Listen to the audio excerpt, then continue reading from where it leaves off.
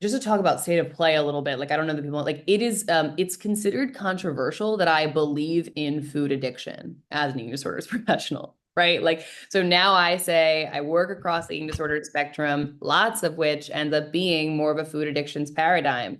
And it's considered controversial that I even believe, right, that that could be a condition. But there's no question. It totally replicates other substance use disorders. And I happen to think as a clinician, for us to disregard the reality of using food as substance, you're exactly right, Brian. Like it would be, we would not otherwise enable people who come to see us, like, oh yeah, just keep, just cocaine in moderation. Just a like we would not, especially if people have a real reaction to that substance. In your experience with eating disorders, what percentage, I know it's kind of hard to say, but is actually true food addiction, right? So I see a lot of patients in my practice. I go, this isn't really like they're not really addicted. That's lifestyle. They go, I'm just used to, going to happy hour every night with my friends, and I don't like if they, are on vacation, they don't do that. And so, how much of it is like lifestyle, and how much is like, and does it develop into a food addiction with time if you keep doing those kind of behaviors, right? If you every time you get stressed, you eat a cookie, whatever it is. Vera Tarman has like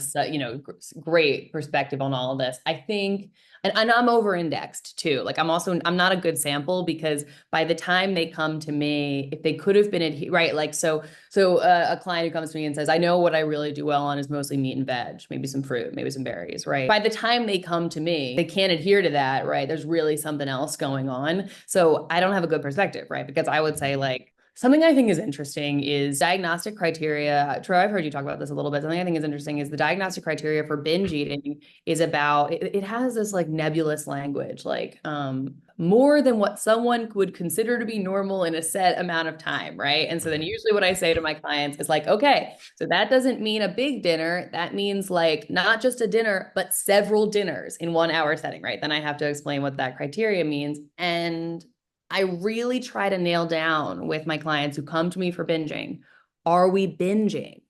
Or does our behavior more similarly look like cigarette smoking, like continuous use? Is it more like continuous grazing all day long? And I end up seeing a lot more of the latter, the more continuous use behavior than like a bag of apples and a bag of cheese sticks and like a true binge, true binge.